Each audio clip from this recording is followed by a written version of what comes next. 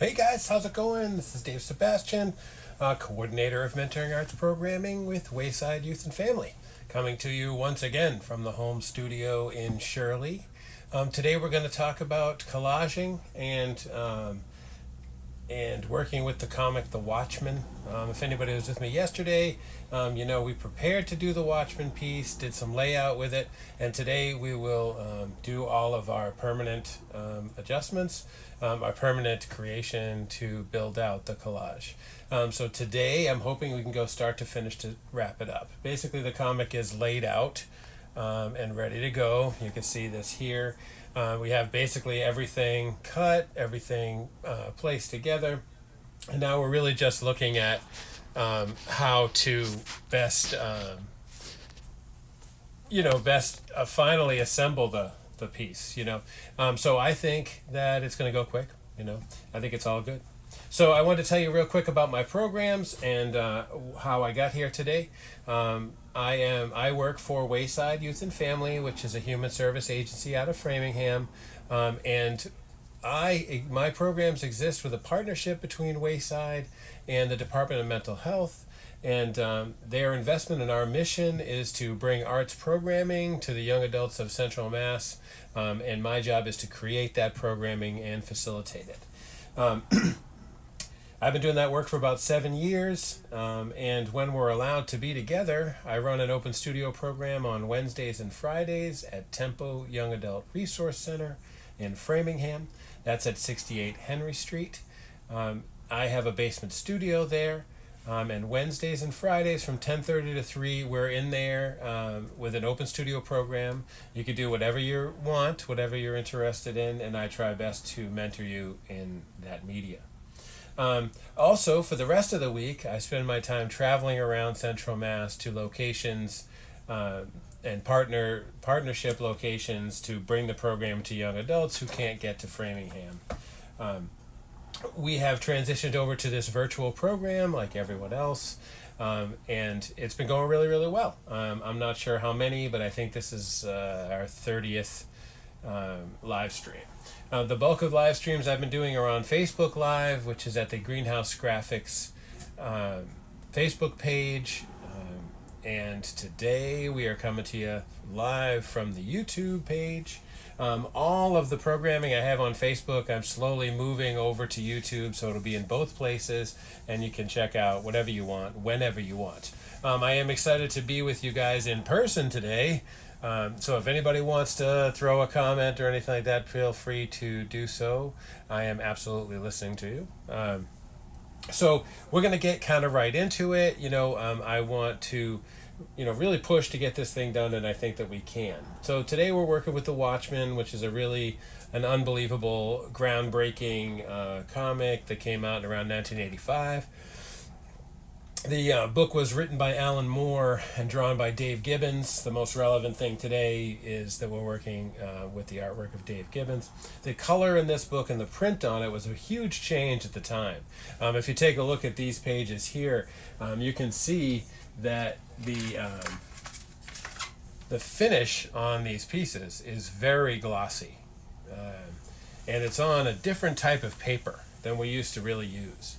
That used to really be used in comics. So today, for that book to come out was really amazing. Now, right around this time was when the graphic novel was born, and Dark Knight was one of the first ones. Dark Knight is a brilliant book written and drawn by Frank Miller and inked by Lynn Varley.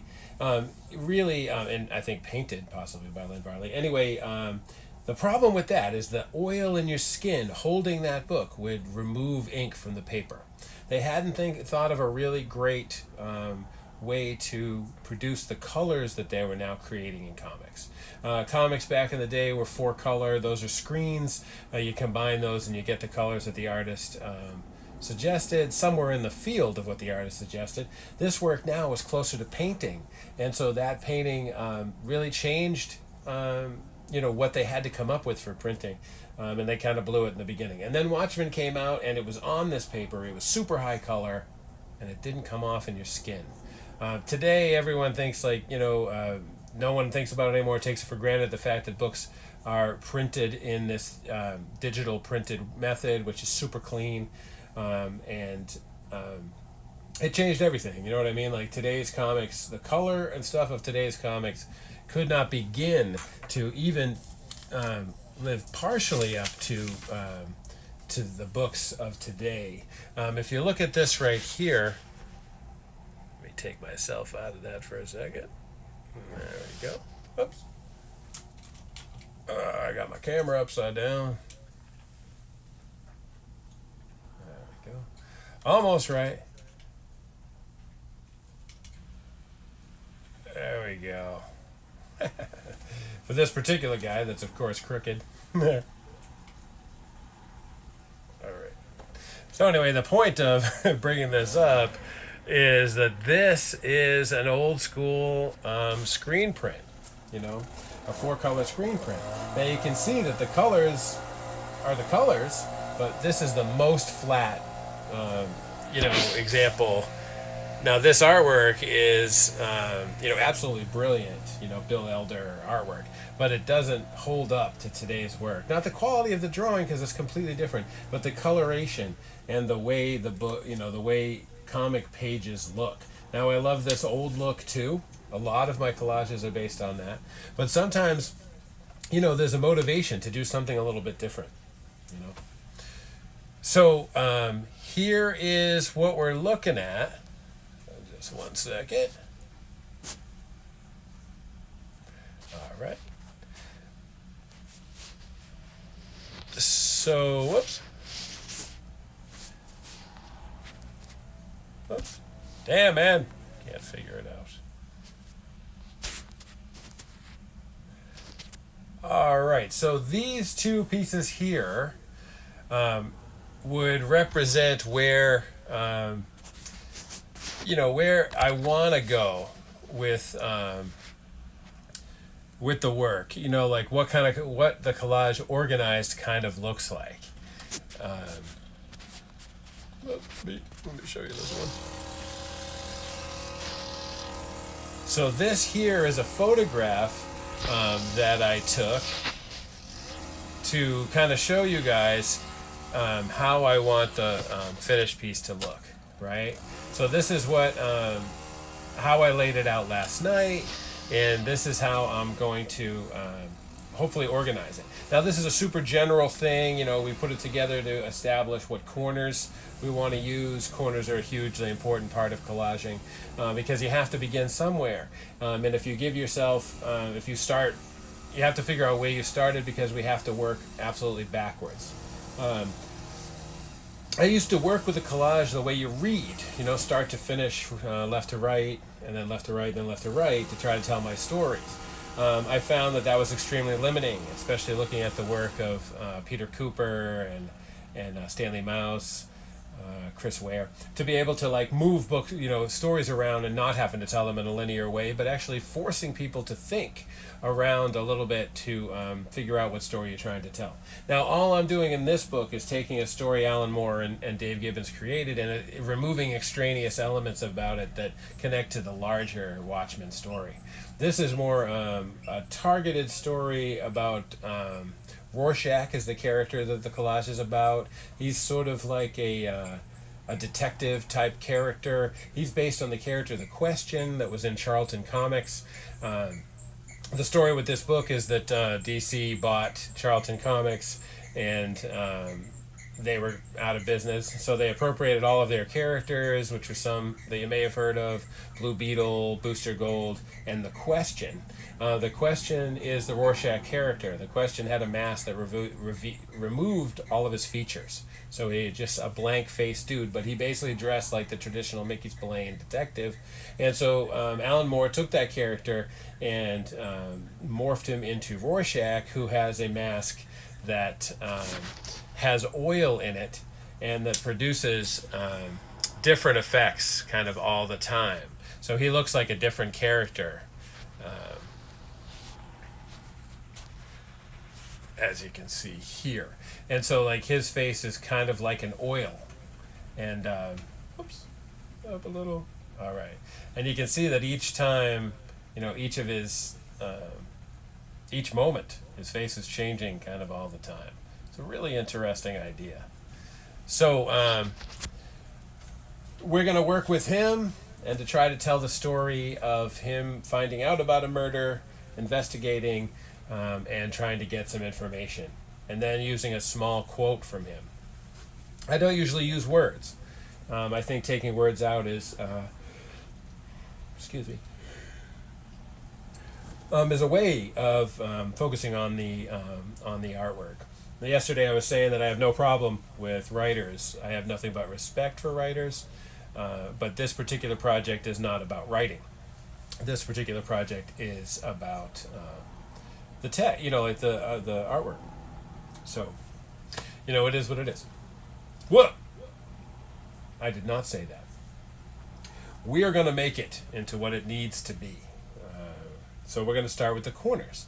What I am using as my tools to make this happen is gel medium, which is my glue, Mod Podge, which is my cover coat, a couple of different X-Acto blades. I'm using this one, which is a Fisker's blade. This one, which is also a Fisker's, but it works on your finger to give you a little bit of extra control and a little bit of a different way to hold a razor. And this board that we're working on here is, hold on one sec. All right. So this board here is a Blick Premier Artist Panel. These guys are really awesome. It's a piece of MDF, and that is coated with a ceramic and gesso mixed material, and then baked. So the surface is very like the top of a Formica tabletop. Excuse me, I don't know what's going on. I'm exhausted.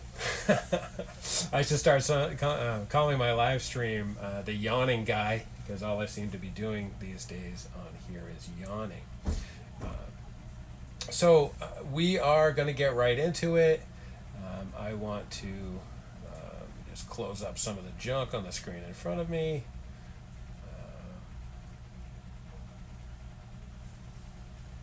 Hello. There we go. All right, cool. So we are ready to go. So let's do this thing. All right.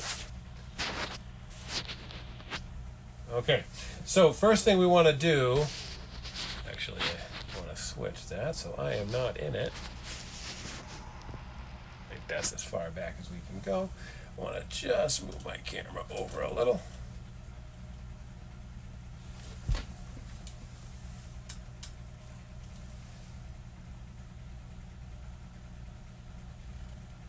Just want to make sure you guys can see the whole surface.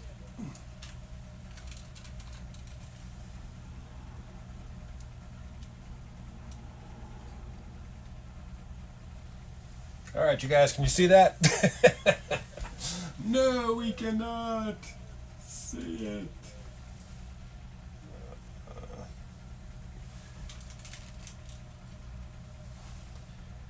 Sorry, you guys. I hate doing this when I'm live, but sometimes you just can't. There's nothing you can do. You gotta deal with it. All right. Oh, that's pretty good.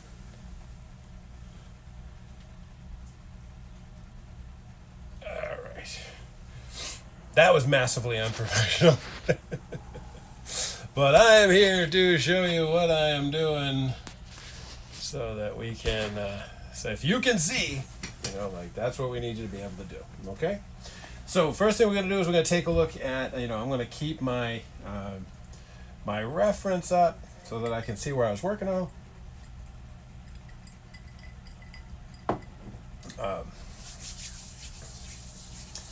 Nothing at all.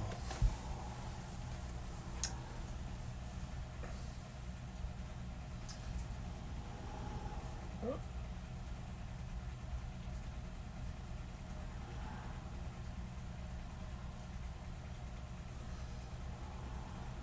There's one more.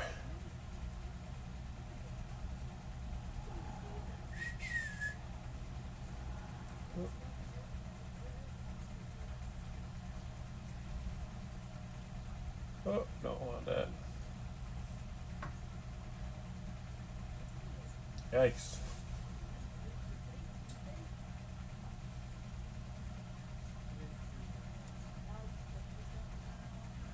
Oh. Alright.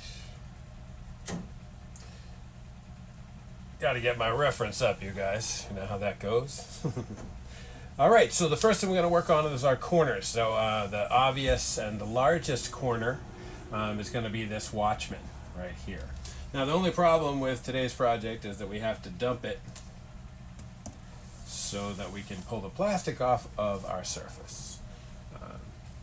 I was going to do this collage smaller, considerably smaller, but I realized I had more information than I could fit.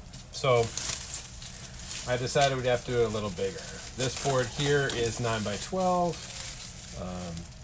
I've done collages in a huge number of different sizes.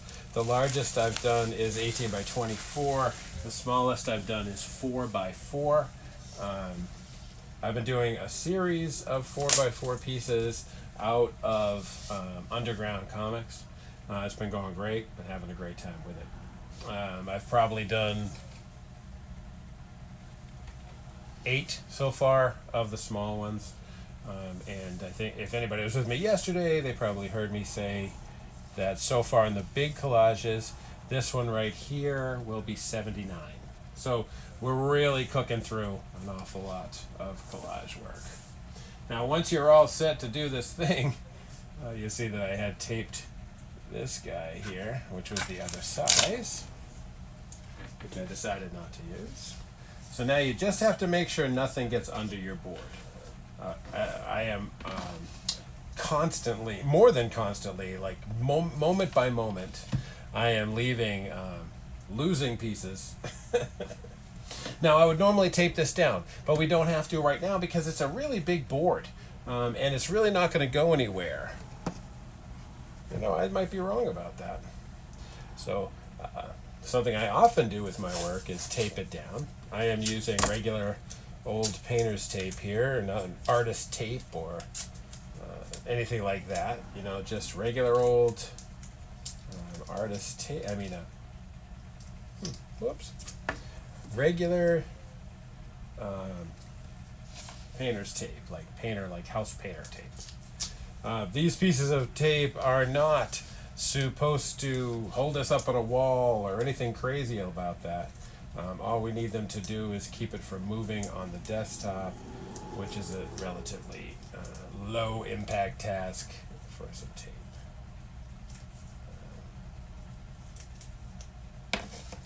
This is extremely difficult to do with one hand. So, all right, whoop. Hopefully it sticks to the board better than my hands. Also, another thing that's important is take a look at it. Now, I'm going to frame this in a black matte frame. I can actually show you what that looks like. So this is what the other collages look like. They're in a reclaimed wood frame made by my friend Todd Tabor, who I met through Etsy. So almost all my pieces now get this treatment. So this one here will also get that. But this hole right here is designed to hang the piece on the wall. So this is an orientation key. This would be the top in the vertical layout, and this would be the top in the horizontal. We're not going to use that, as I said, but it makes sense to orient it that way in case it doesn't work out, someone doesn't like framing. Because, of course, all of these pieces I'm creating as part of my larger gallery show, which I do at comic book conventions and anywhere else that'll have me.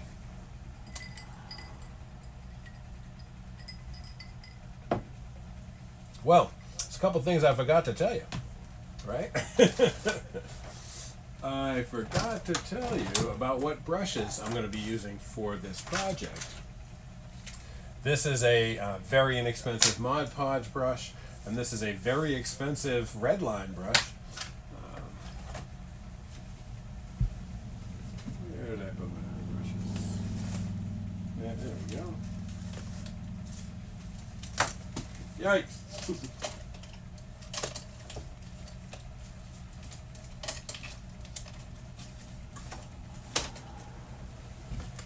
is. Ugh.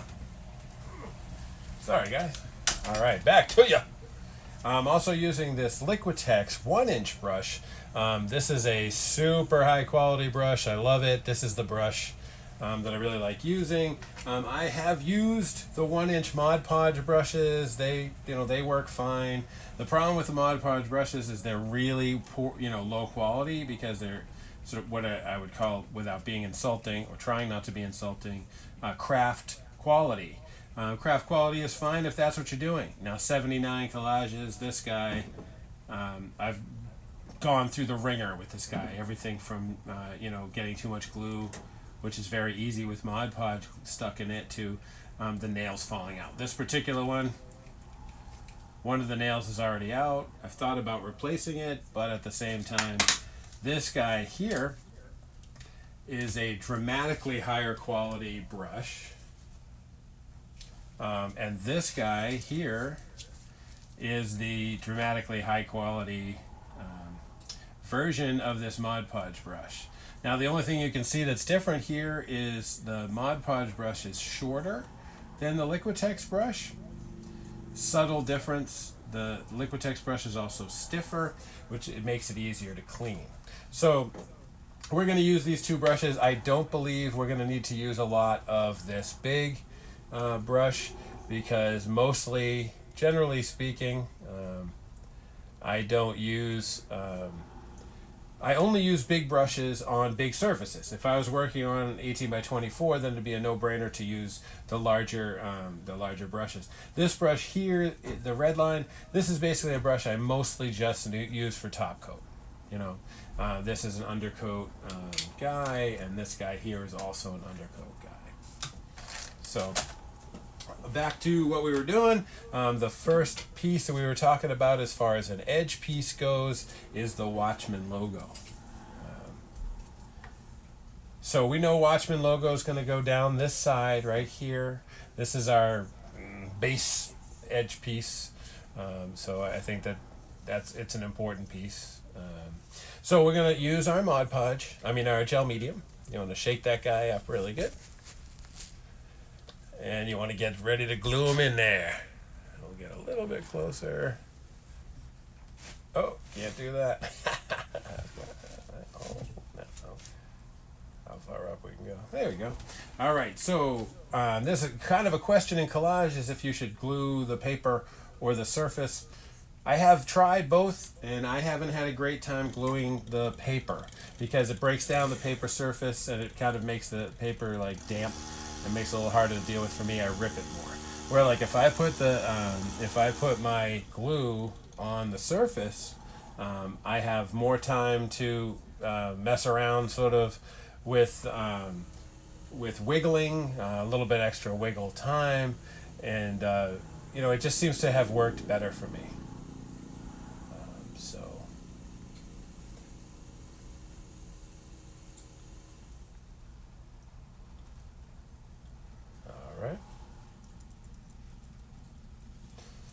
Okay, sorry about that, guy. So we want to make sure we can get our stuff out. One of the other tools I'm using is this guy. This is a vinyl picker, which is basically made to pick vinyl after doing prints. One of the most convenient tools I have used in a long time. I use it more than constantly when I'm collaging, because it helps me keep my tubes clean.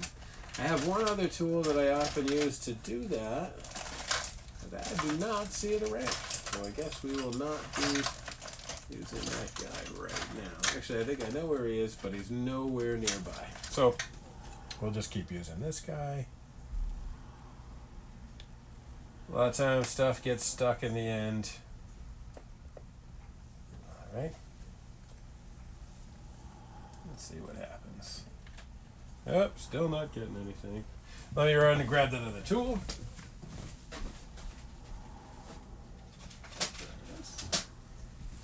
The other tool that I often use is this. This is an airbrush needle. Hold on just one sec.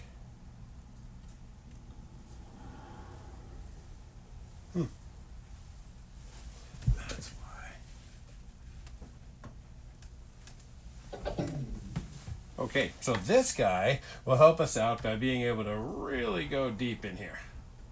You know, we can make sure there's absolutely nothing inside the front end of this. Now, the one very important thing is don't put this down somewhere it's going to stick you, and also don't put it down somewhere it's going to glue to the table. So I pretty much always lay it off to the edge. So now we'll try again with this glue, and we're getting some. All right, there we go. You don't have to overuse glue, you know, like this stuff is sticky. Gel medium is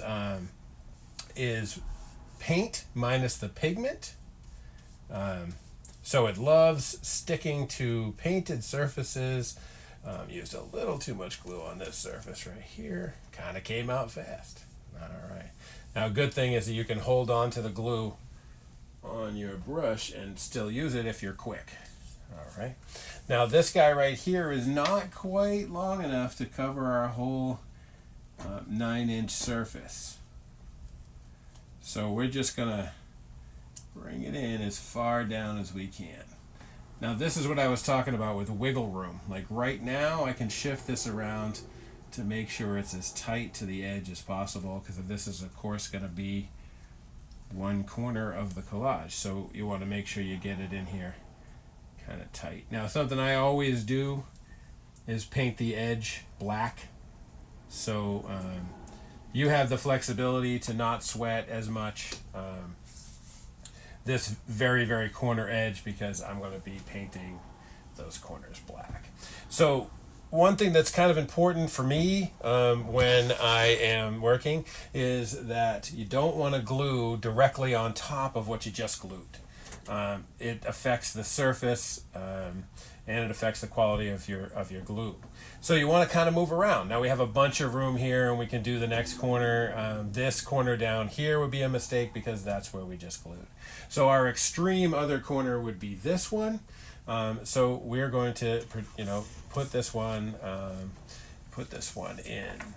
Now the next wonderful and fantastic part of this work is keeping track of everything we just moved around intentionally to make room for our project. If anybody out there has more room than me, cross yourself, because having this much room, this small amount of room, makes things relatively difficult.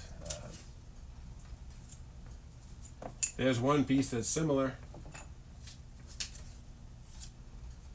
Not the piece though. I'm usually pretty good at leaving everything stacked up, but sliding it over is a great way to screw it up. All right.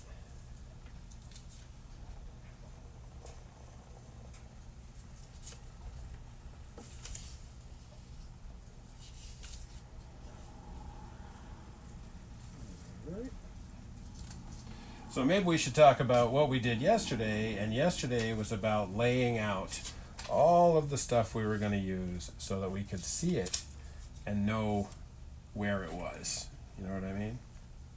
These tiny things, which is like the lid to your glue, it's a great idea to keep it somewhere you can find it. I often put the tape over on one side of where I'm working and keeping those covers inside of it.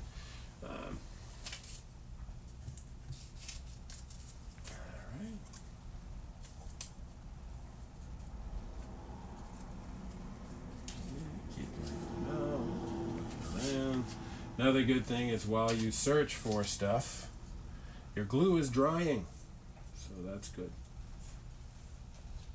All right.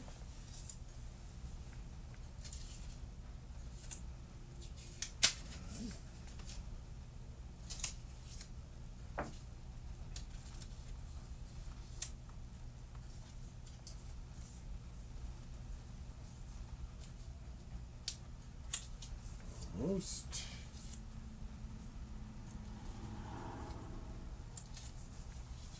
Like the whole bar scene that we're going to use. Hey, there we go. The very bottom of everything we're using. All right, so this is the next piece we're going to use. This is the other corner. Now, there's a question about, should I take out this balloon? No, I don't think so. I think that it's fine. You just leave it, because if you cut this section out, you'd have to deal with it. So I wouldn't bother. We get over in this other corner. We don't need more glue because there's a huge amount on the brush. Watch your hands. I just stuck my hand in glue. If you get your hands covered in glue, you will take the oil out of your fingers and transfer it to the glued surface. This sucks and is hard to fix, so try not to do that. Also want to take a look and make sure you got good coverage on your glue. I normally paint my surfaces black before I start so that I can see really well where my glue is, and I can also see spots that I've missed and don't have to fix them as much if it's black. You know what I mean? You can overlap the edge a little because I usually paint my edges anyway, so it's easy enough. So now that we have that one in, now we move up to the opposing corner. Right now we were just looking at all of our pieces. We have them all laid out around us now, which is better than it was. This guy right here goes in that corner. Let's see if you guys can see a little better. There we go.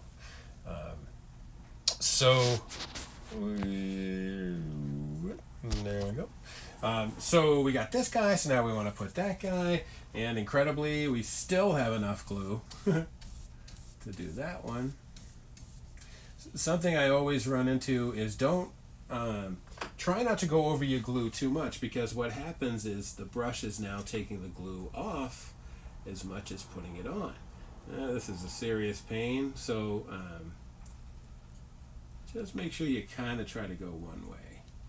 Alright, so now once we get these pieces down, like the Watchman one, you could take your brayer and roll that guy out. You want to try not to get glue on your brayer, because then it'll, same thing, it'll transfer any dirt or dust that got on anything to the next piece that you bray. If that's even a word, because I'm not sure it is. This brayer is really important to have. It makes a big difference. Sometimes you don't need it. My first bunch of collages, I was using something very different. It was a wallpaper roller. This guy right here, he's kind of interesting for your smaller locations and pieces, and that's cool, but the other guy is actually made for this, so makes it a better choice. One thing you can keep an eye on, though, is if you get a piece that doesn't stick all the way down, you got to get in there and fix it. Really important. Luckily, the glue dries clear, so you don't really have to worry about spots and stuff. I would say worry about hairs, because you'll glue them down. But but other than that, the glue dries clear, so you don't really have to sweat it drying, yucky on you. You know what I mean? So the next piece is pretty significantly large too, because now this is dry over here, at least relatively. So we can go in with our next large piece, which is this cool yellow version of the cover of issue 2, I believe it is. This was the cover of issue 1, which is also beautiful. Just haven't figured out exactly how to do it. Apparently it came out in 86, not 85. So this guy we want to overlap just a little, so that we can get in here a little tighter, and that we're not just laying out the Watchman logo kind of by himself. Where they're bringing this guy in, bringing this artwork in over here a little bit. For this one, I was counting on the top to help me with my square. That looks like I blew that pretty good. Because where I want it to be is right up here. So you got to get your placement and take a look at it, because if it doesn't work, it's going to screw you. All right? So what I want to do is just take a look at this corner.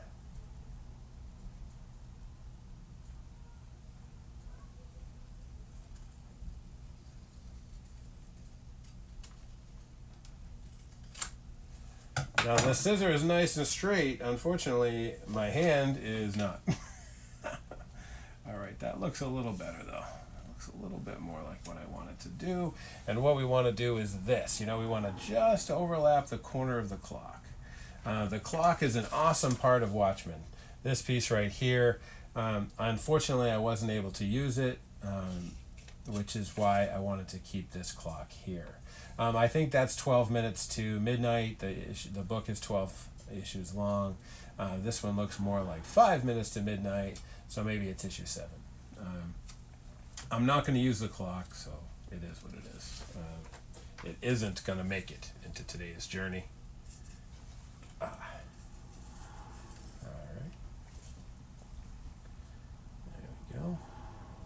So now we don't need quite as much ink as we used last time, even though this piece is larger, because the brush still has glue on it, and this piece is large, but you only need so much glue for one piece of paper, right? I usually think I overglue as opposed to having to go back in and touch it up. All right. I want to try to go as straight as possible down here. That's about where I want it to go. Now we just take a look and see that we didn't go over quite far enough with our glue. So we want to get in here and add another strip. Still even a little bit more. Don't be hesitant to not use glue. I mean, you know, use as much as you think you need, you know. In the beginning, I used to always sweat that. I had a 64 quart Mod Podge in the closet, and I was still worried about using too much glue. I mean, my son is a guy who likes to eat chips and stuff and take the whole bag. As I tell him, take some and come back for more, as opposed to taking the entire bag. And I guess that's somewhat relevant in collage making, but mostly I would say just use what you feel like you need. Now that's a big piece right there of our stuff, so that's important. You know, that one's coming out. That one's coming out pretty good. New piece I added that wasn't in the others is this one here. This is actually Rorschach without his mask on. Next piece, like I said, we want to continually be moving around the collage so that we're not over working one spot or gluing on one spot excessively. You know what I mean? So the next piece is when he grabs the guy's finger in the bar, which is this piece here. Sorry, right side up. This piece overlaps really a lot of the chain link fence to leave our last, this would be our last 2 panels. I can tell looking at it that the top of this one is not cut straight. So I just give it a little cut. Be careful blowing on your collage. I can't tell you the number of times I've blown and not been able to find any of the artwork. You know what I mean? So now you've really messed up. You've cleared your nose out or cleared your lungs out, but now you got to start over. All right, so this guy's going to go right here. As I said, this is the only text that I'm using on the piece right now. I don't often use text. Because, as I said, the project is not about writing. Though, inescapably, every comic is about writing in some way, because these characters are often invented by one mind, and one is invented by a different. Dave Gibbons decided to figure out how he thought these characters should look. Characters that were produced out of the mind of Alan Moore. As I said, these were Charlton characters, but he still turned them into these characters. Charlton had gone out of business. They couldn't come up with anything to do with their characters anymore that people wanted to read. Alan Moore did. This makes it powerful. Know what I mean?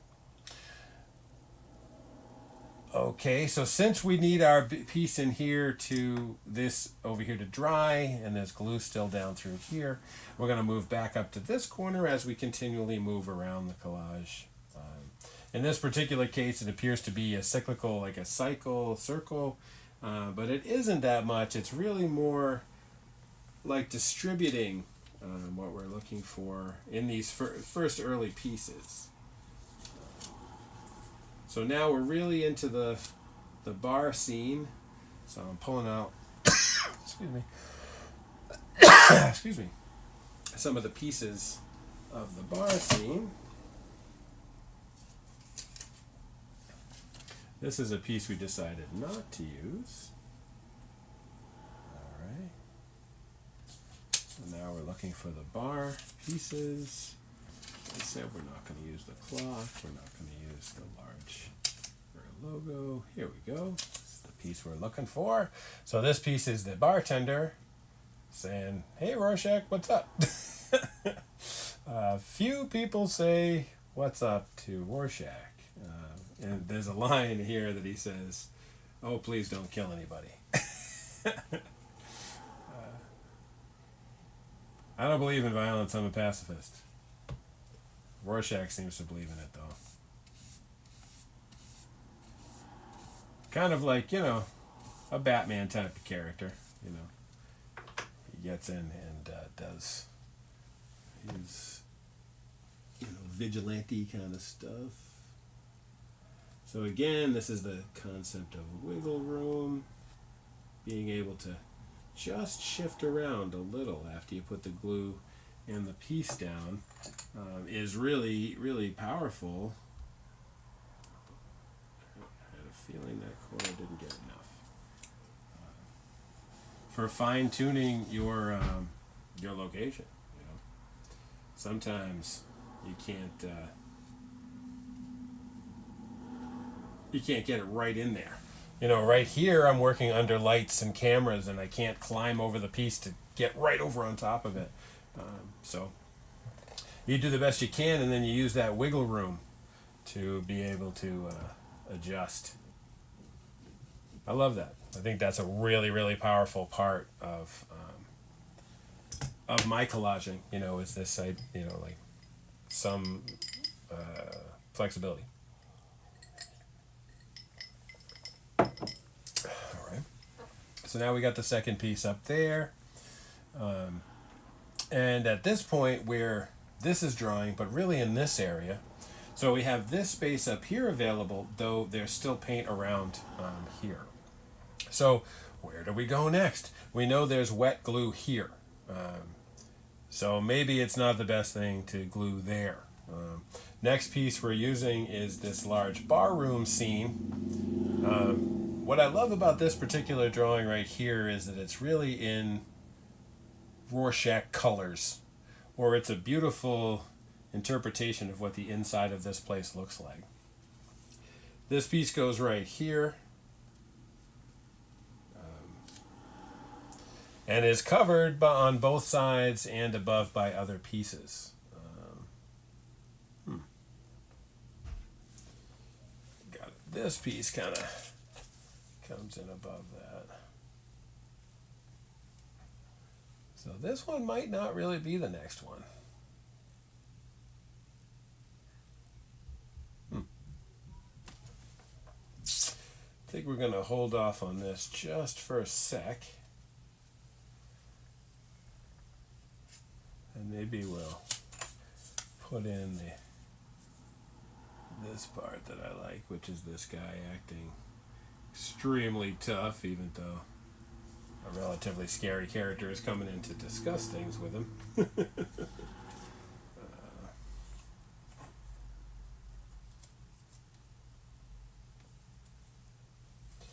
This here is these two pieces. That's funny. That's a good Rorschach shot right there, too. Another bar room shot. So this guy's going to go right in here. And then this piece is going to go right on, right above him.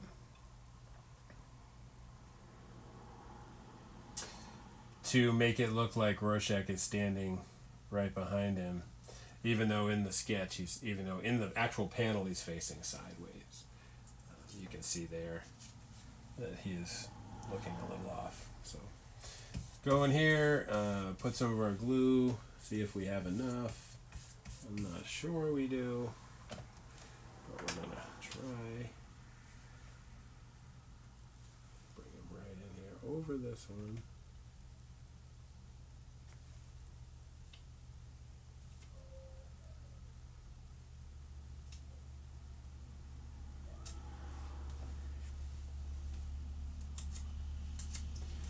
Definitely doesn't seem like there was enough glue.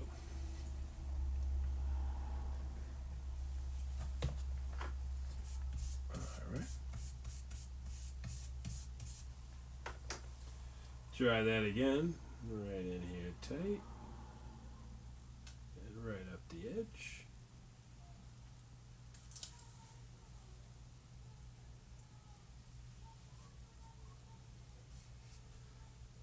Oh man, I'll tell you, some days just cannot get a break.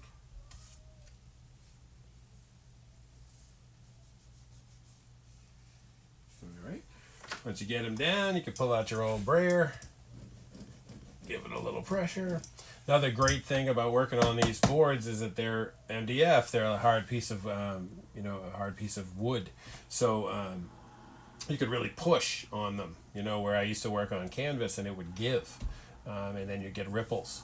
And I've been noticing the pieces I did a long time ago on canvas, excuse me, are decaying in the middle. That shifting is starting to compromise the glue. This has never happened to me with a painting, but I think it's because of the composite personality of a collage.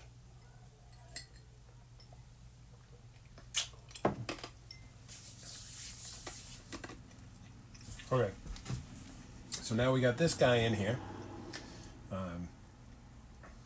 and we know this piece wants to go here, but we can't put it there yet because it's an underlap piece. This is a mistake. Not ideal. So we will get in here and place this guy, this particular guy. It's going to go down here.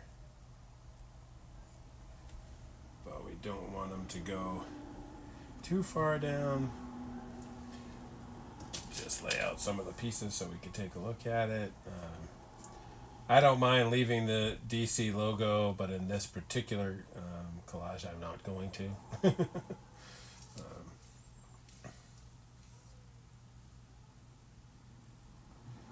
So unfortunately, to get this up here to work, we have to create a transition. We're going to go back to that because we could have always just black it there. And just kind of see what happens.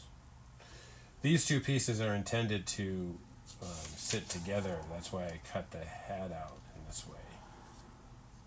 You know what I mean? It's supposed to kind of go like this. And then the big bar scene that we were just messing with is intended to go under this piece. Right? In fact, it's like this.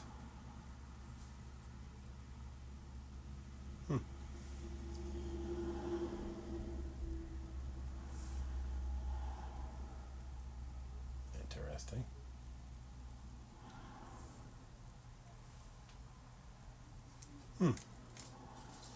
Be careful about the glue, you know what I mean? Because if you place it somewhere that already has glue and you change your mind, you're going to find out pretty quick that you put it in the wrong place.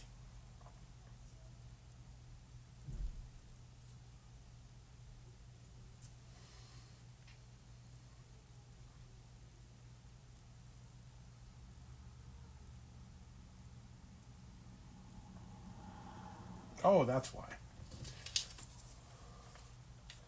Because we want this to go over both of those. Right? And into the bar a little.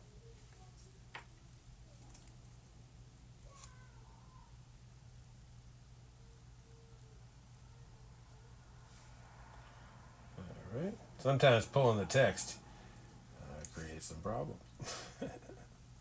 I would rather be adding a black section at the bottom here than have to fill in a section in between there. So this is kind of the way it was gonna go.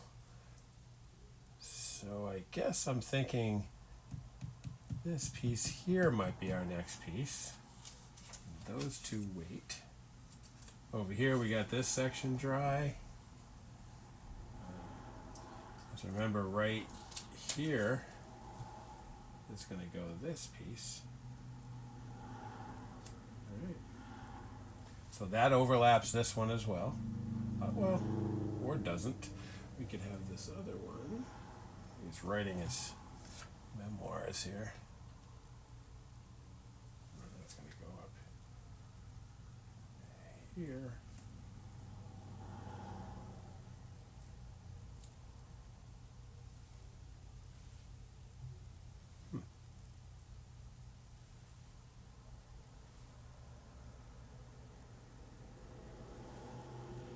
Cool.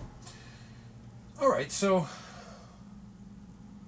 I think a good next piece then, while we wait for these pieces here to dry, which are getting there, it's going to be this top middle piece, which is our big kind of payoff piece, where he's climbing in the window.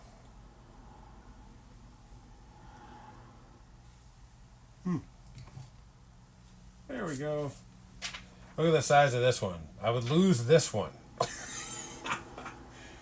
Oh, I'll tell you, some days, my friend, some days.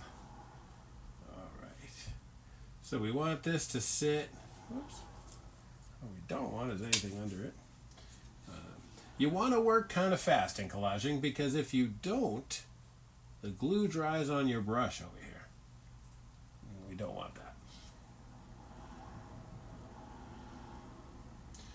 So I'm trying to split the difference here between covering all of the Rorschach in this panel and covering a significant amount of this character here. We can pull out some of this corner to make it make sense a little bit more. Looks like it actually would line up almost perfectly. You can do this, but it's a little touchy, because if you cut over the surface and you make a mistake, you cut into the surface. In this particular one, it's not a huge big deal, because we are there isn't other artwork right under here, right? And that helps it to work out a little bit better. You know, like now it's preserves that panel, looks intentional, everything. You know, like really, you know, that's what we want it to look like. So now we're going to do our same deal. I kind of go wide on this because it's a big piece. How you lay your glue on is up to you. This is a large area. I could definitely use the 2-inch here, but this guy still has glue on it. At some point it's going to dry on us and we're going to have to switch to the other brush anyway, so might as well use this until we're done with it. One of the things to watch out for in gluing is if you make a shape, like if you do what I just did and leave it, it will dry in that shape. You don't want that, because even when it dries clear, you'll be able to see it. So make sure as much as you can that once you put your glue down, you're ready to paint it, you know. Like I've taken a sip of water and found my glue to be dry in that shape, and it's a super big bummer. You can fix it, sorta. You know what I mean? Now this little gap right here, we can fill that with black. So no problem. I do a relatively significant amount of adjustments using India ink and paint marker when I'm done. Mostly because of, you know, tightening up transitions and making one piece function more. One of the things that professional collage artists, although at almost 80 of these I would say I'm getting to be a professional, is that there's a flow the artwork flows from one piece to the next and has that sort of natural, kind of quality to it. This is much more linear, much more back and forth. I always think that I use too many panels, really. Breaking it up more is funner when I do, or is more relevant in its way. Because this is a lot of folks could say this isn't even really art because I'm using someone else's artwork to produce what I'm producing.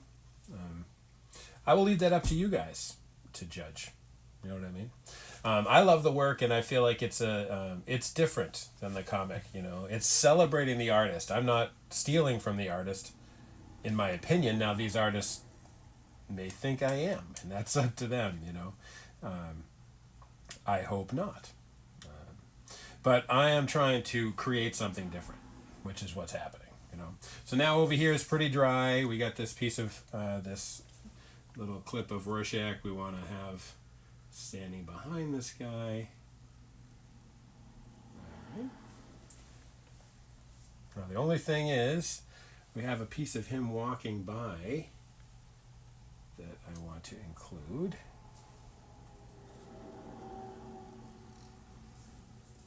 Again, sometimes finding the pieces is a big problem.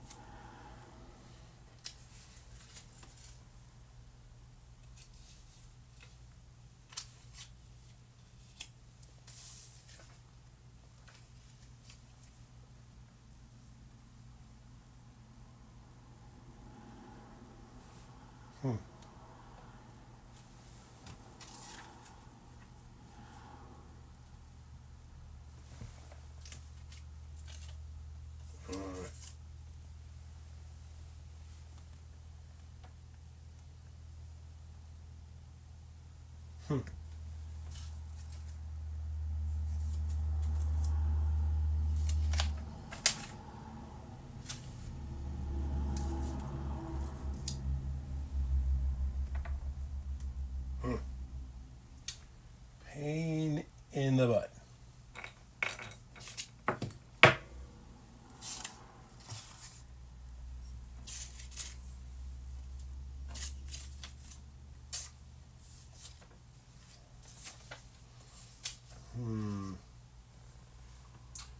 Well, I'm guessing the piece will turn up, but it is inconvenient to not be able to find it.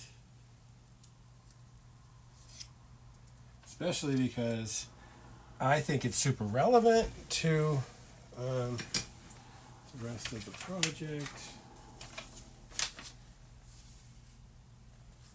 And I have really no choice but to pick up all of my stuff I've decided not to use, but placed over there, and see if it got mixed in somehow.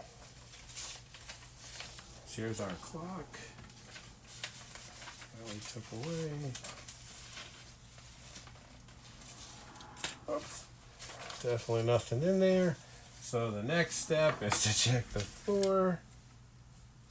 There is almost always pieces on the floor, not including the one I just dropped right now.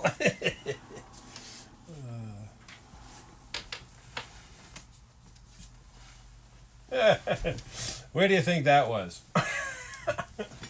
That would be under the chair.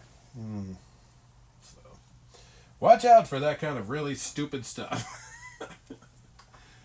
Try to, if you have a big table, and more power to you if you do, try to give yourself as much room as possible. So for this one, we're bringing this guy in so that he looks like Rorschach's body fits with this piece right here. But we want to go tight to the edge and right down to the top of his head. All right.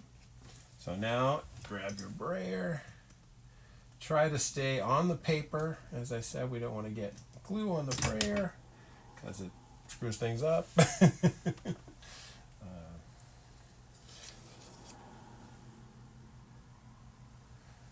Taking a look to see where we can go next with overlap. Working across the bottom is going okay, but this large piece where he's writing his memoirs or whatever he's doing, taking notes, we're going to bring in just across the bottom under his foot, like this.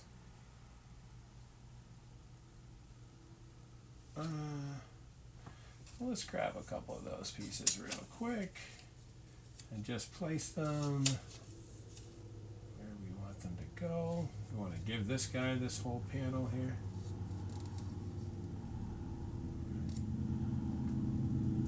We want to give him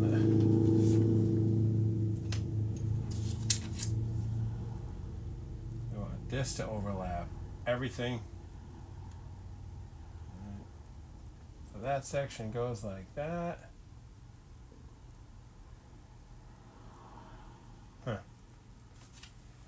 Just below the bottom sill.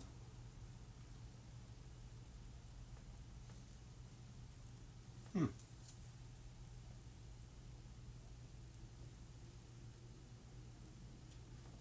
right.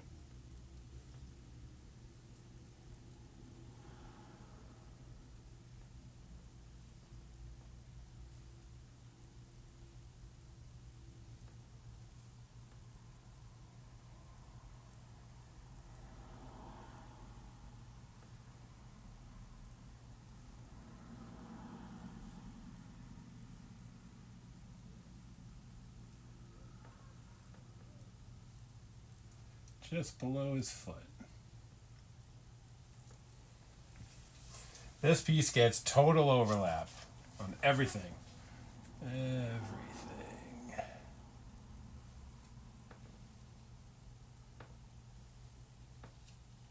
This guy comes in like here.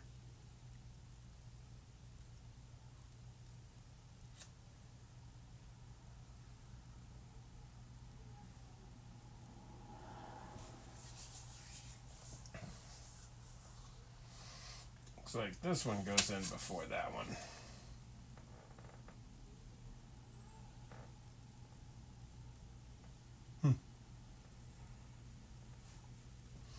Sometimes there's a little bit of stuff to figure out. Right?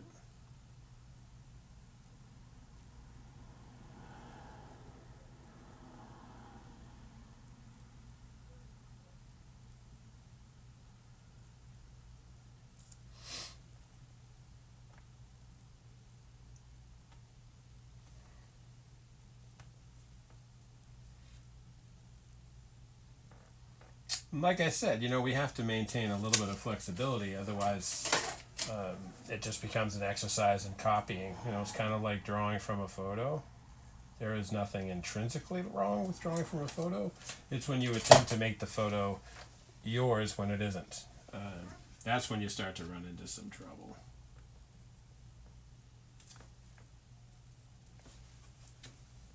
Be careful when you cut things that you don't leave any of your pieces, because if you do, you're going to find those pieces glued to your board. And nothing looks worse than finding a little chisel of a little tiny trim that you made glued to your surface across something you can't fix. There's very little you can't fix in collage, but a lot of times you find out, oops, got a new light and it has a dimmer on it.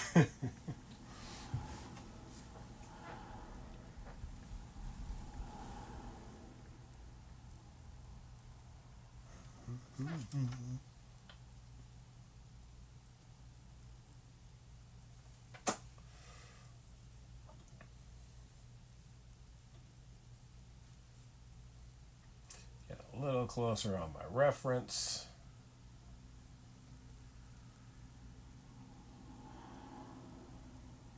Okay.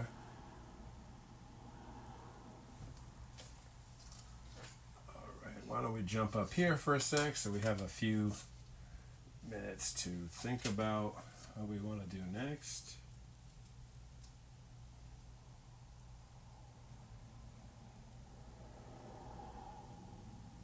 All right. I'm going to put that guy right there.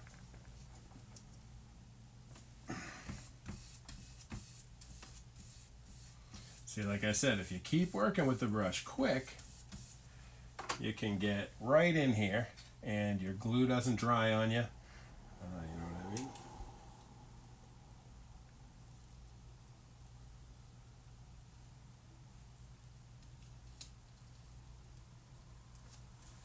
Now you see where I've just picked it up and put a line there in that fold? I don't know if you guys can see that.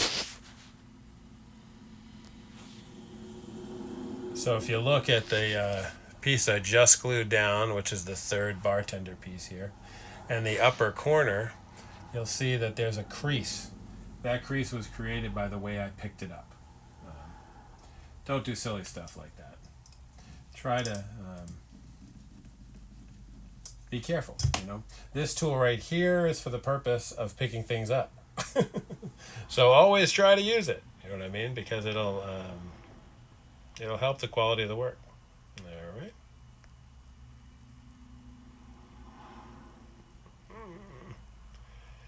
There we go.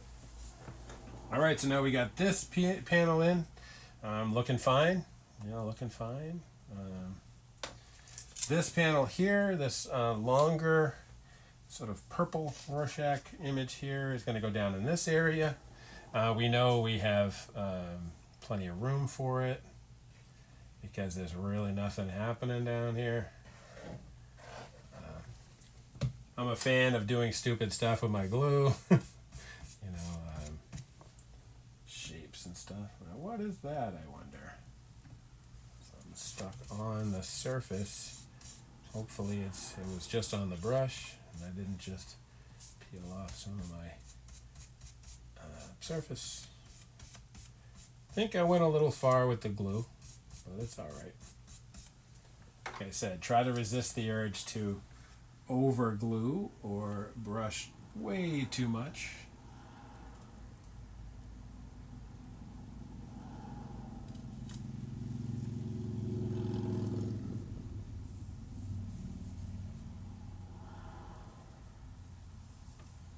Now we do have this gap at the bottom. A little bit of a bad planning by me, but we'll try to think about what to put there as we go.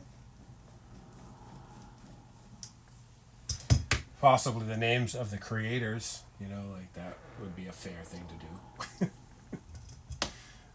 Since I feel like I'm a big Alan Moore fan and I would absolutely want to give him credit to his work.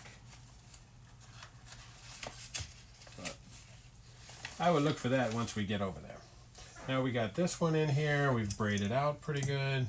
This corner there. Gotta make sure you get everything. It's going to be the small spots that don't glue properly. So now we've worked in this corner. We just worked in this corner. So now we're back to this corner over here. We're making our way across. This piece will go here, right? His face will overlap there. But I think as we make our way up here, to this piece, now these will both go like that. I think the next piece we need is the Terrified Dudes piece, which is this one. Also my second piece that has text on it. I think that's going to be fine. You know what I mean? So that piece has to go up a little so we can fit this one. I also want to give room down here for my last piece, my secondary piece of text. You can't cover text you want to use, right? Saying the absolute obvious thing.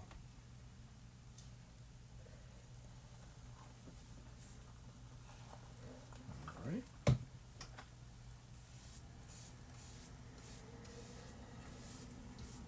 There we go. Get some glue in here. Whoops. Make sure you don't overlap your design pieces for the next pass. I think another reason I paint my surface black is so that I can't see dust, finger marks, and that kind of stuff. Since I'm obviously extremely anal about them. There's a couple of bumps there. Alright, so now we're getting this guy in here. pretty close to this guy's hand. In fact, in my sketch, it overlaps his hand a bit. So let's bring it this way. Give this thing here a little bit of room. Did we get all the way around with our glue? There we go. No underlap, no overlap. All right. We're moving around pretty good, guys. Things are kind of coming along. I hope you guys are doing okay.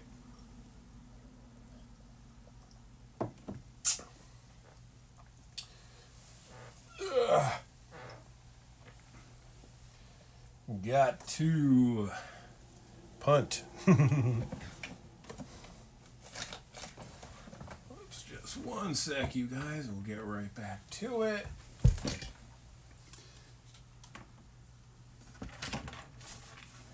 That's it right here. If anybody else has this many chords on their desk, send me a comment. I have all the chords in the world. Maybe even more. More chords than anyone else on earth. It happens. It happens. All right, back to it. So, where were we? Again, be careful with your glue. Easily glue one piece to another, and it's not cool. It's a serious pain in the butt.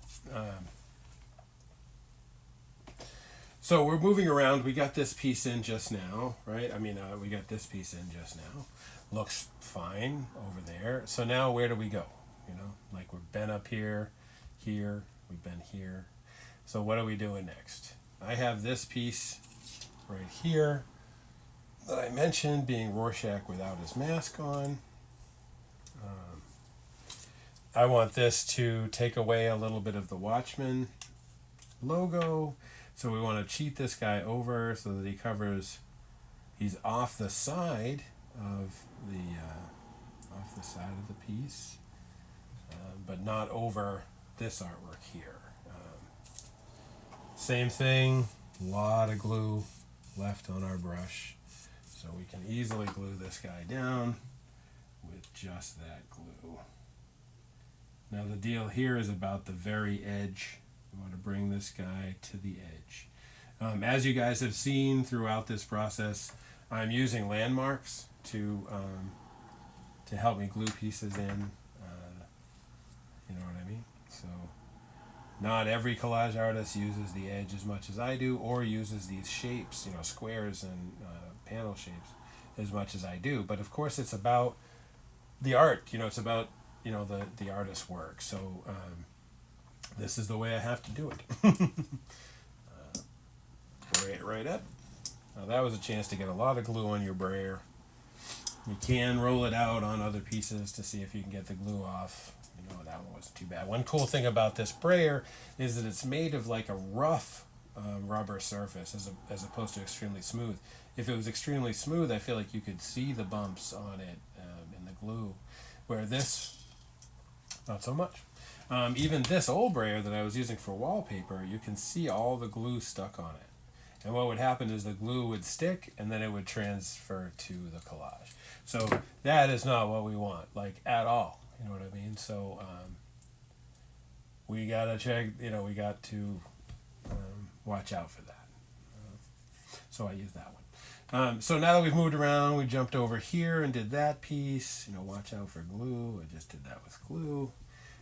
So again, it's bartender, tough guys, this corner up here, we're not doing anything, so we don't need to deal with that. Over here, again, we're looking at the bar, but the bar is going to go under this next piece. Now this next piece, which is this long graffiti covered wall, this, I don't know if you guys, I guess you can't see it. Well, right here on the wall, a little. Oh, too close. Sorry, guys. Right. Here are the words on the wall, "Who watches the watchmen?" They're here as well on this wall. The Watchmen was a team. The that went too far, kind of, or something like that. So now this piece wants to go under the bar piece and under this new this other Rorschach face. So if we bring this in like this and bring it down enough that it covers, you know, the cutout that I produce here for his hat. There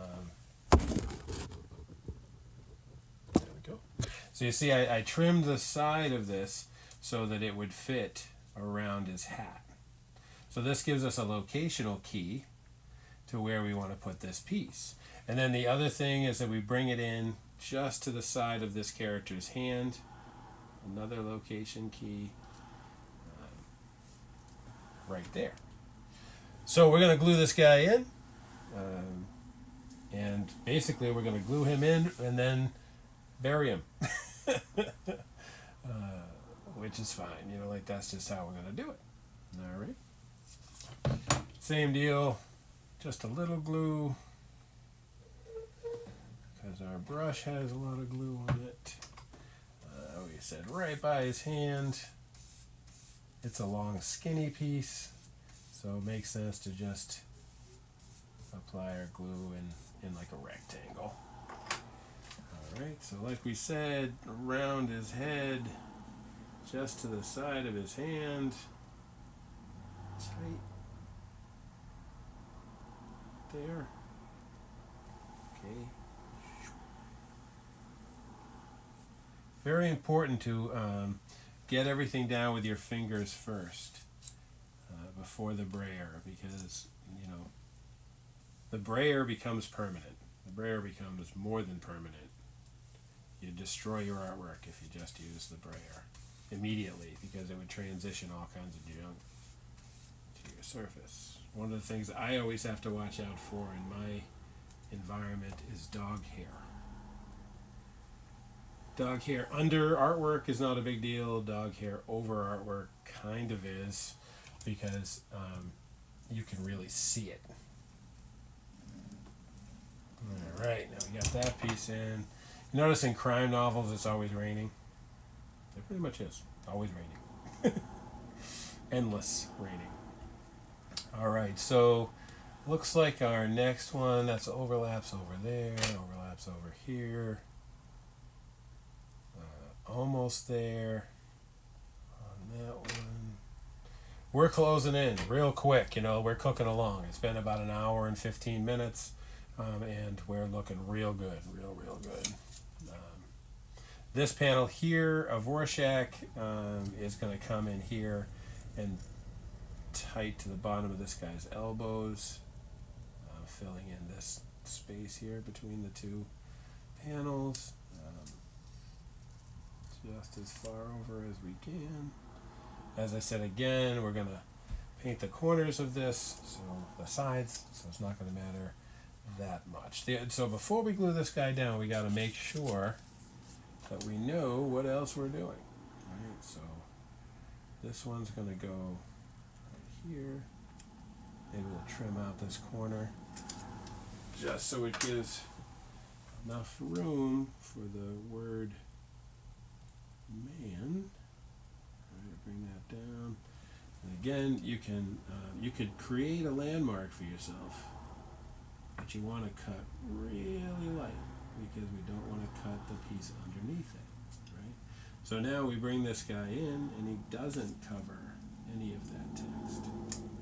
He just fits in the spot that we need him to go. Bring it down just a little. Oh, look at that. A little bit needs glue there. Okay. So we want to see where we want this to go.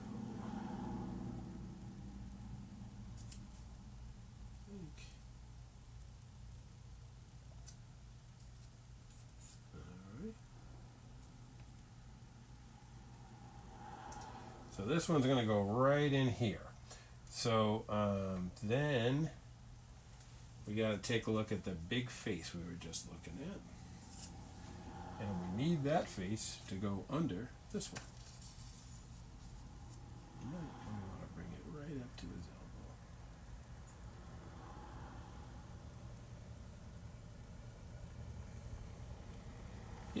just like that. So I think we'll put in this Rorschach here next. Just a little glue.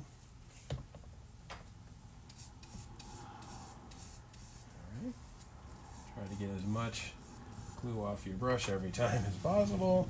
Be careful with your blade. I am forever nearly stabbing myself in the face. Don't do that. It's definitely not ideal. You could really get hurt.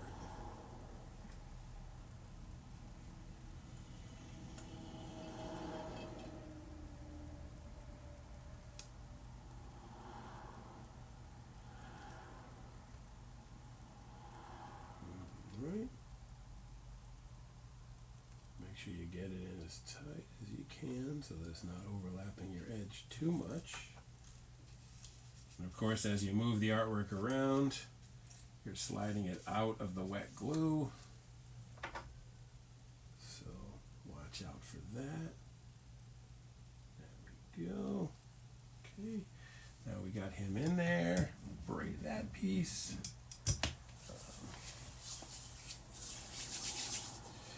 Let that one dry for 1 sec. We got this guy in here. Whoop, see, don't glue old pieces over other pieces. So now we got him where we need him. So now we can go in with our scary bar scene, right? Which is here.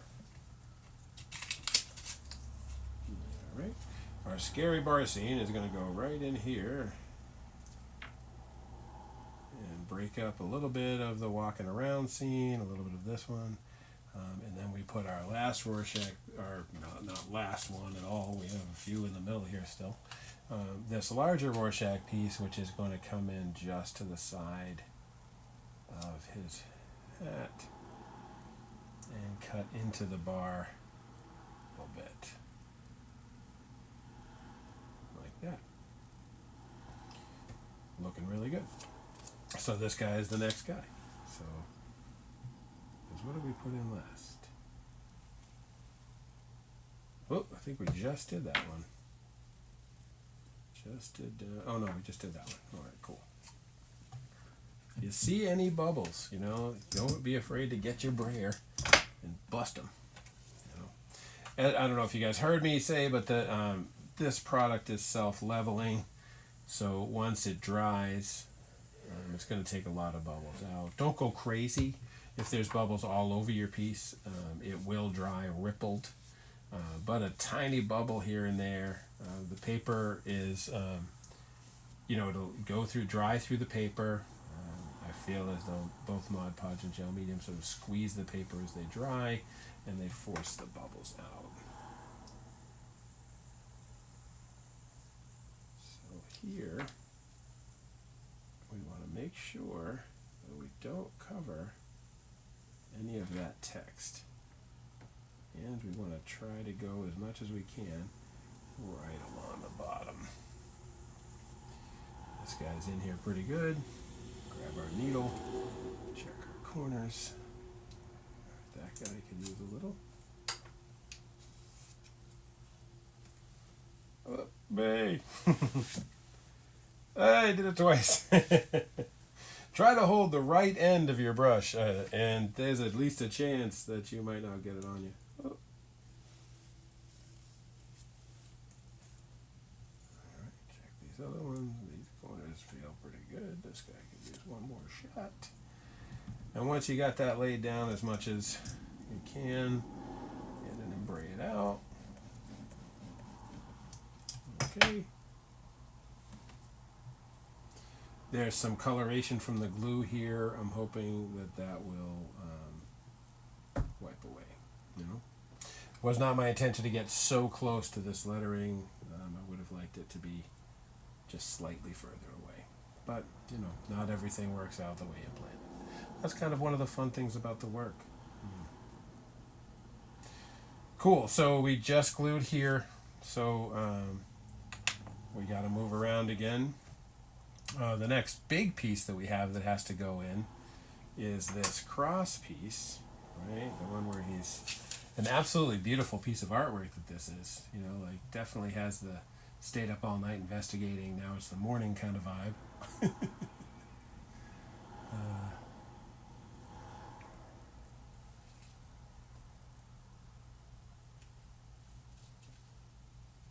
Just over this text here.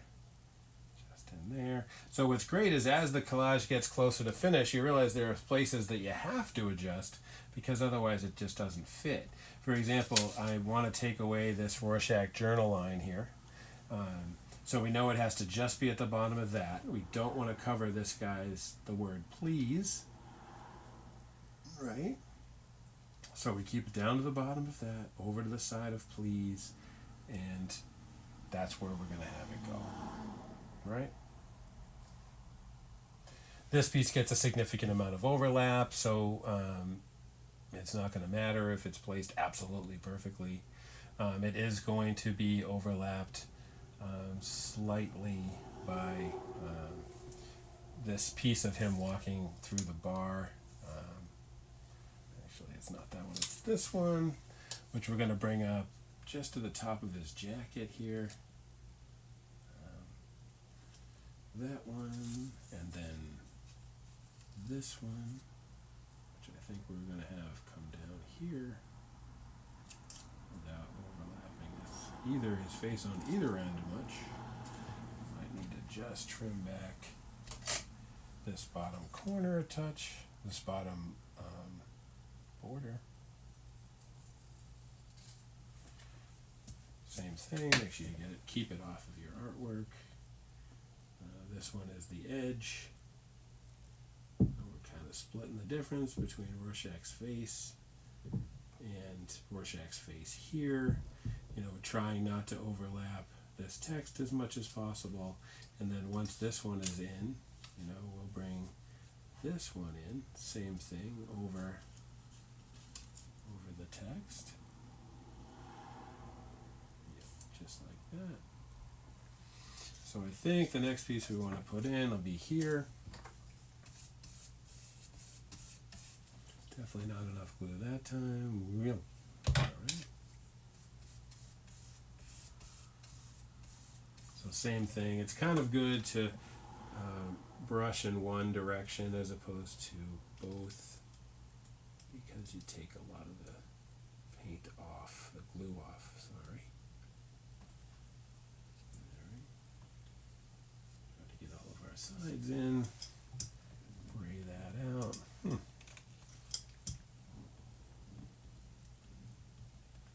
A lot of subtlety in this book, a lot of background characters and, you know, that kind of stuff. I super dig that stuff. Alright. So like I said, this key here, these landmarks, are extremely convenient. Just a touch of white here. There we go.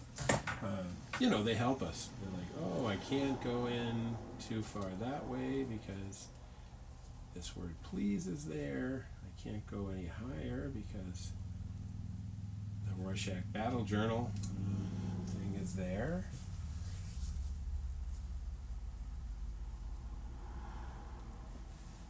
This piece is definitely, like, as far as linear goes, I think the story that I'm going for is that he discovers the crime, goes to the guy's apartment, walks around thinking about that the rest of the night, writing his journal.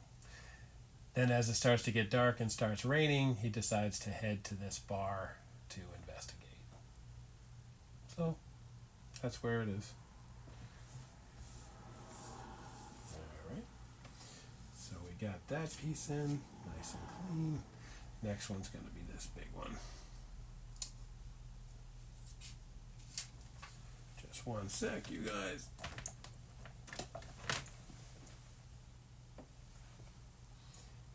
Gotten an interesting little bit of trouble recently playing music in the background of my live stream. You are not allowed to do that because of course the other people own the artwork, you know. I mean, they created it, so it's not fair to steal their stuff. You know what I mean? Great thing with headphones is they dry in seconds. I mean, they dry in seconds. they charge so quick. I can't even believe it. It's been plugged in for 10 minutes, and it's at 80%. So, good deal. Now, around this time, if you're collaging, you want to watch out, because around now is when your brush is going to start drying on you. The good thing is to continue it moving and to keep putting it in wet glue. Now, the problem is if you wait too long, it's going to transition little chunks of dry glue to your surface. So you have to watch out for that. So I'm going all the way to the bottom of Battle Journal, or the journal text, just to the side of the word please. I just want to grab our tack tool. Looks like I brought it up out of the glue. Just make sure we get a little extra across the top. At the same time as trying not to crease the image at all. Fingers. Right. And then brayer.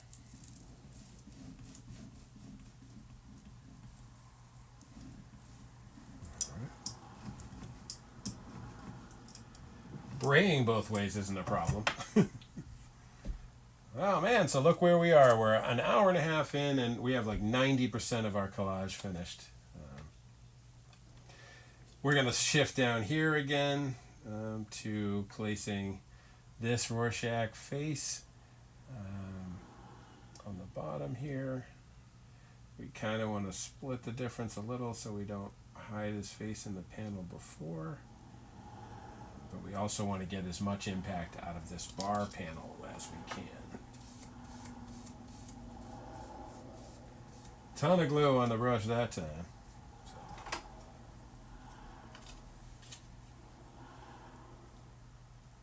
Get it in and do your shifting.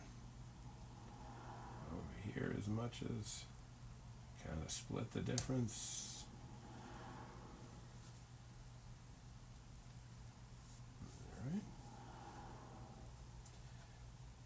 Now what's starting to happen is that the pieces underneath have some volume, and so they're affecting how flat you can get the surface above them. As long as you know that, it's not a huge big deal, but if not, it can start freaking you out real good as the entire piece starts to get rippled. So again, watch out for extraneous pieces hanging around. That was just a piece stuck to it. So we just put this one in. Now we've put that one in. So where do we go next? How about over this area? Although I can see wet glue in both of those areas. But at this point, we're running out of space, right? So we got to keep moving to fill our space. So this section, this location right here is when he's standing at the bar, which is here somewhere. There we go. So this one is going to go in here. Same landmarks thing. We can't go over the text. You know, we don't want to go over too much of that morning kind of scene. So we're going to wind up in this place right here. So, all right. Bring her in nice and tight. Filling as much background space as possible.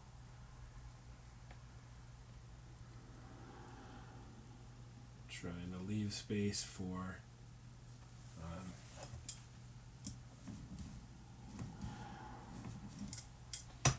our text. So now we got that piece in, and I'll be honest with you, this whole side is done. This whole side is done. Now we're working straight overlap across the middle. Pieces we're using are these. Right.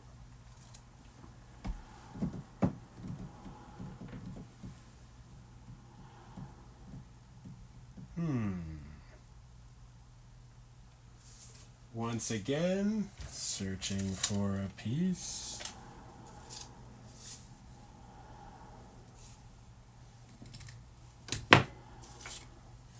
All pieces are decided not to use. Just the shot of him with the flashlight. That's what I'm looking for now.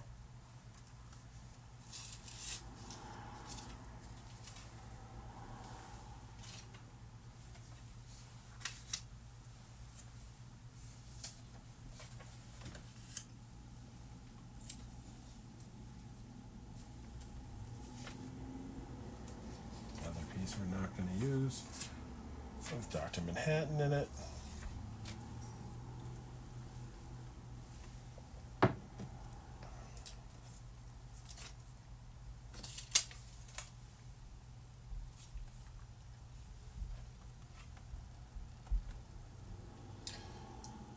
Worst case scenario, this one could work too.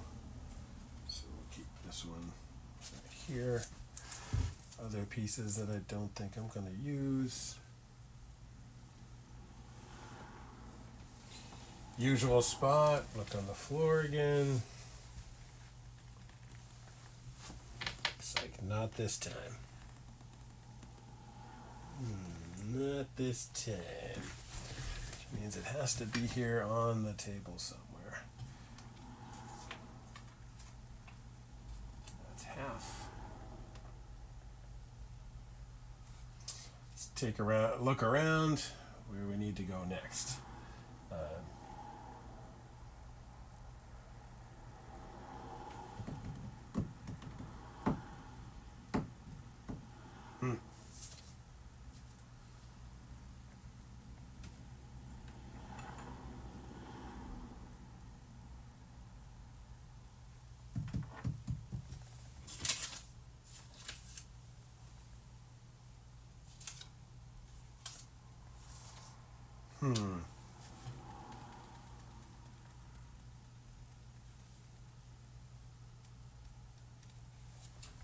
Oh, nothing is more frustrating than this facing the piece you were just using. I just had it. Oh, here we go. A lot of times I lose pieces on the surface. It's stupid. So this one, we had overlapping the word please quite a bit. Don't really want to do that. And if I bring it down here a little, we don't overlap either version of the character. So we can go in here. All right. Bring this guy in like here, right down to the top of the wall he's walking past. Tighten him up. Bray him out.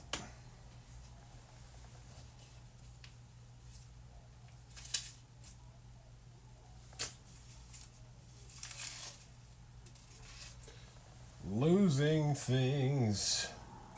Usually the best part of collaging is to lose stuff.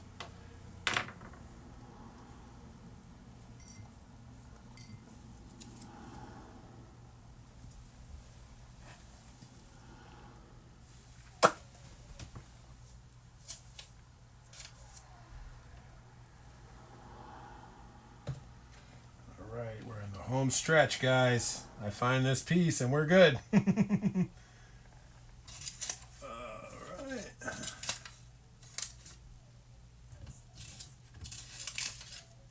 Oh. Here is my Alan Moore and Dave Gibbons. Be able to run that right across the bottom. That'll work really good. So we'll keep that there. Only thing I can't find is the one last panel. So unfortunately, once again, we're going to have to go through the offcut stuff. This time we'll put them over here, sort them.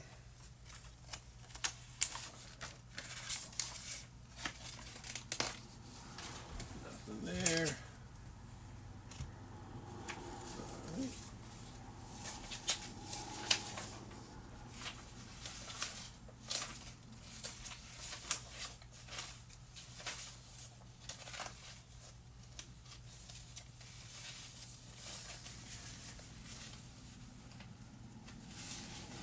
Doesn't help that it's a super tiny, tiny little piece. Does not help. All right.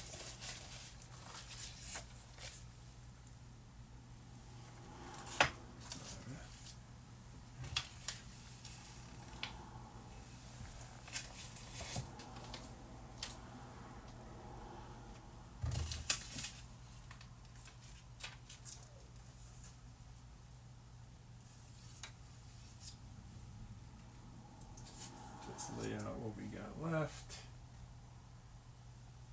And what is offcuts. I think I've looked at the back of that piece 20 times. Like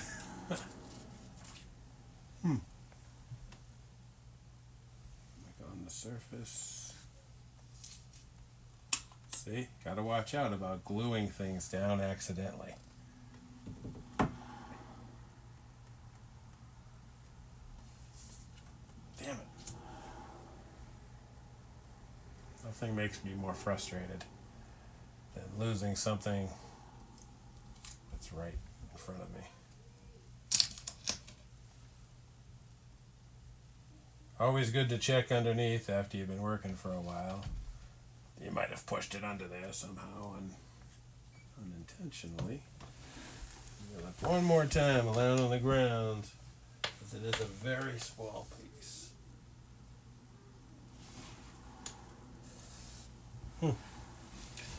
Nope. All right, well, gonna have to punt. Right, so we break out our razor, and we get back in and open this guy up. Little vivisection. This piece could easily work as well as the other, except that I liked the other one a little more.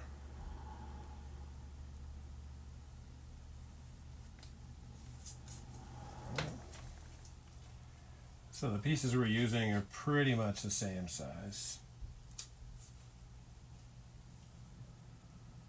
Wary about putting it down and realizing that finding the other piece.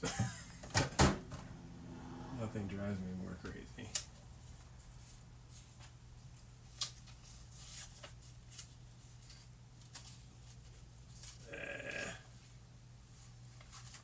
Yep, definitely don't have it. Super weird. As I said, as soon as I glue this one down, I'll find the other one. Yep. Okay. All right, well, this one will also work pretty much the same. So what we're going to do here in the middle, which I believe, if I'm not mistaken, are our last three pieces. We're going to take this discovery piece and we're going to place it right up here by the window, but half on there. We want the discovery piece, of course, to be the payoff. So these pieces here, I'll overlap that.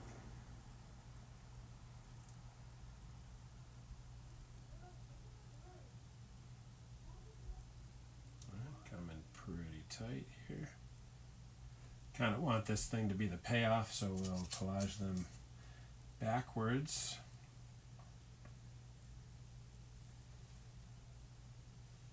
Whoop. Before those guys, this guy has to go in.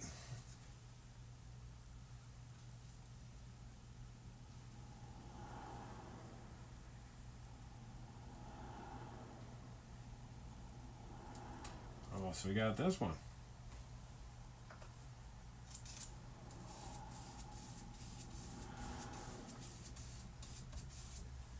All right.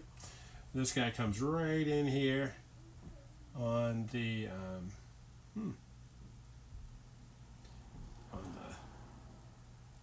this spot on the fence.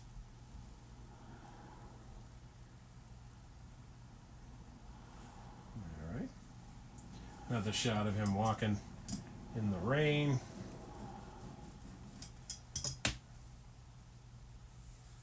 All right. Maybe we'll jump over here to the side so that we can make this little liner from the bottom.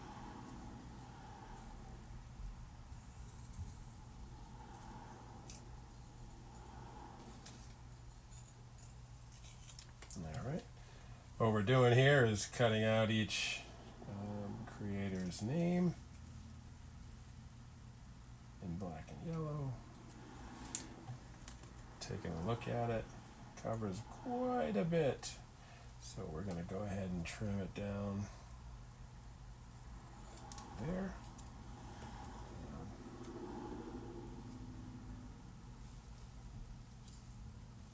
go.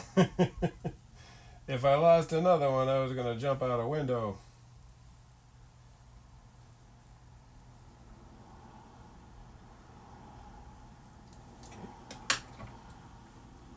Now we're going to place these guys here, here, and then we're going to bring in one of our off-cut pieces in between.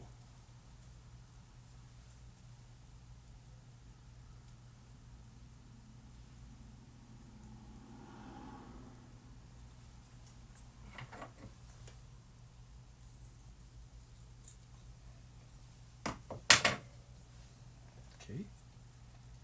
Oh yeah, I want this to be a little thinner.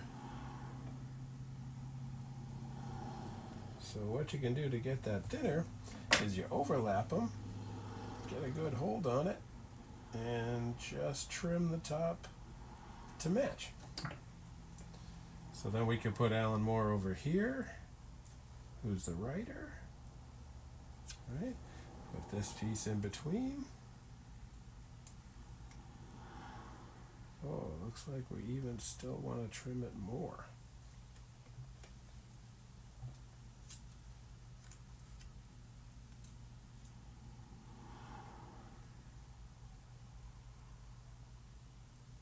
Not bad.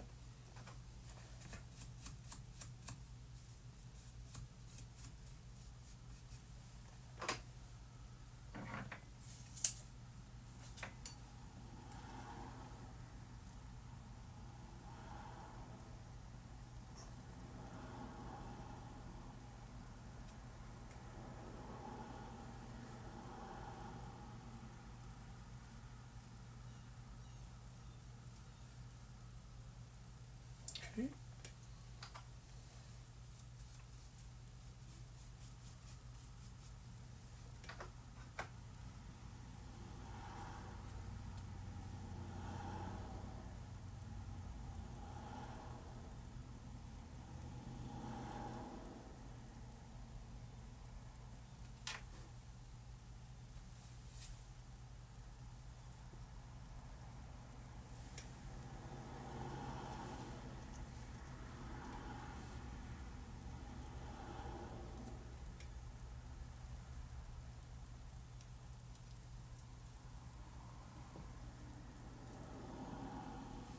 So this one fits that, just a little high on the Alan Moore side.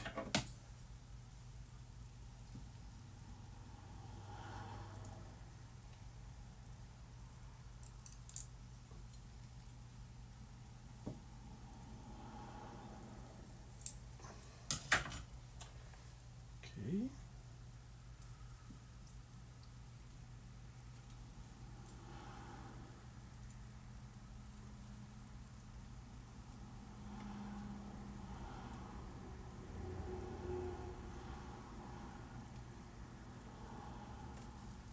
Okay.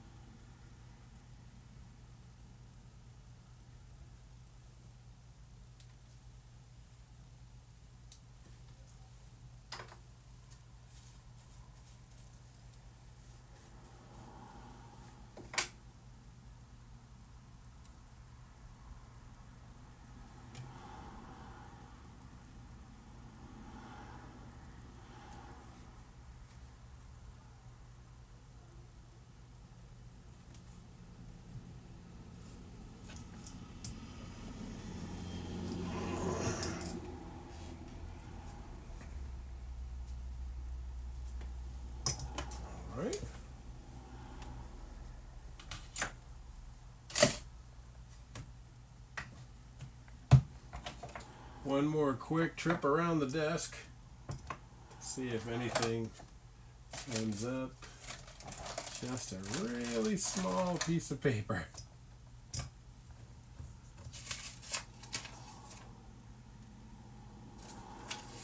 So the later pieces, these ones both have them looking in the closet. Same with that.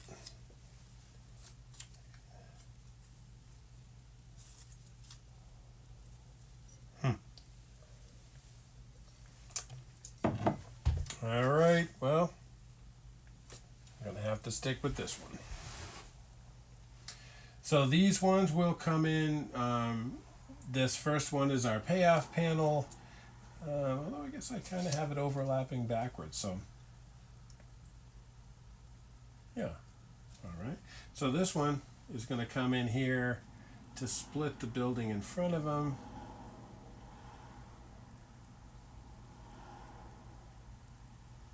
This.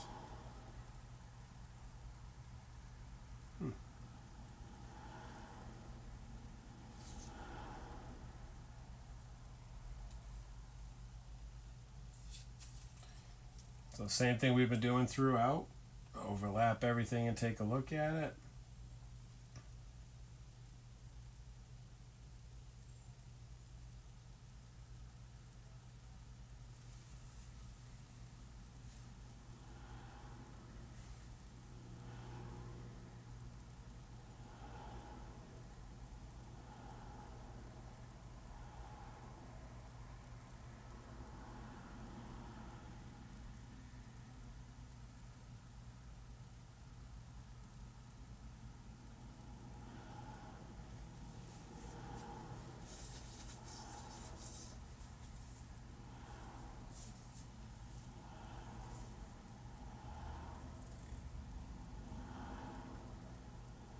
Okay. So we're going to start with this guy.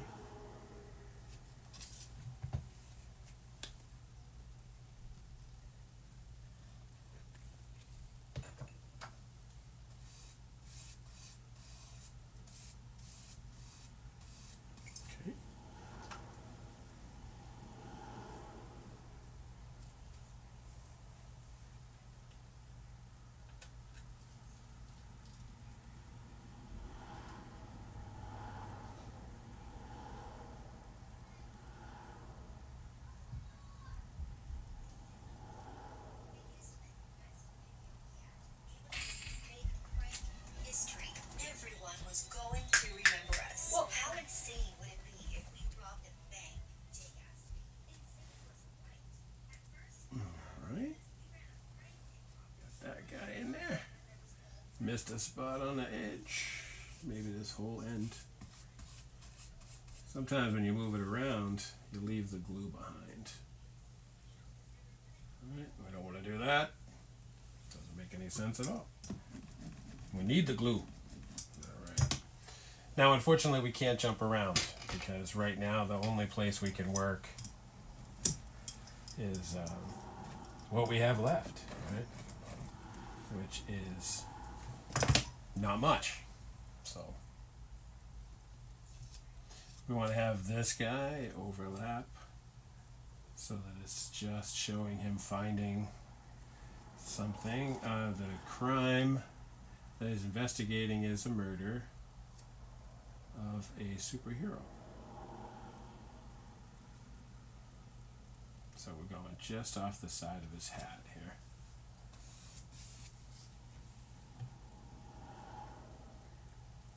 Oops. That is too much glue. Sometimes it comes out, sometimes it doesn't.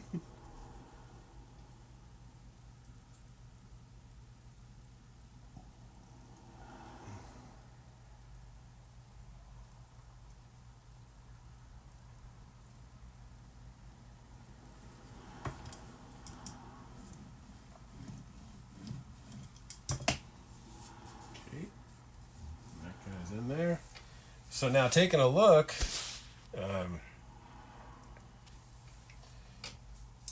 you can see that we're really getting there. You know, like it's almost done. We got about 4 minutes, and I think we're probably going to finish it with our 4 minutes. The last piece goes here, right up in here next to this guy. We really just lay it right in, just like it is. Give it a little push. Grab our tack. Take a look at our corner.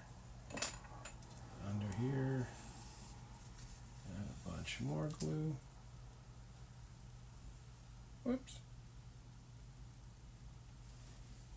Alright.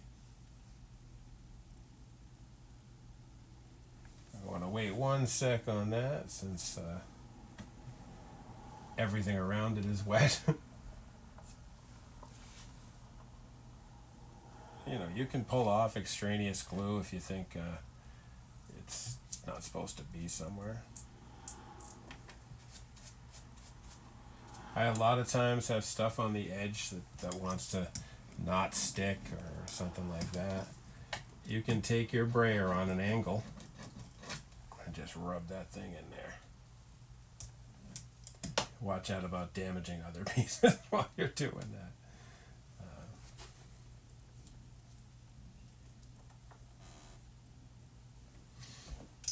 If you're working dry, you can go down the edge with your razor, but if you're not, you'll just tear it. Oh no. Don't spread on me. There we go. A little fix. Also, as I said, we're going to go around there. The edges with black.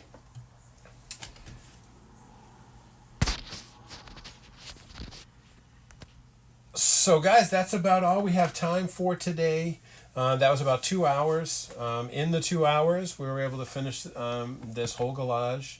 It looks, really, I think it looks really great.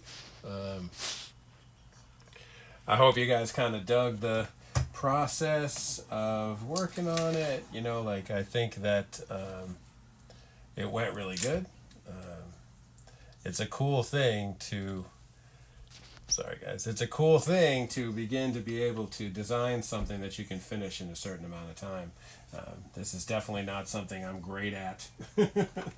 Deadlines and that kind of stuff has never been really one of my strongest suits. But this one we did start to finish in just 2 hours. I had started it yesterday, obviously, and done a bunch of work on it. But cutting, assembling it and stuff like that is a process. But once we got it all set, it knocked out pretty quick. So I hope you guys like what happened here today. I will be back tomorrow on Facebook Live. I'm there from 12 to 2. I hope you guys can come by and check it out.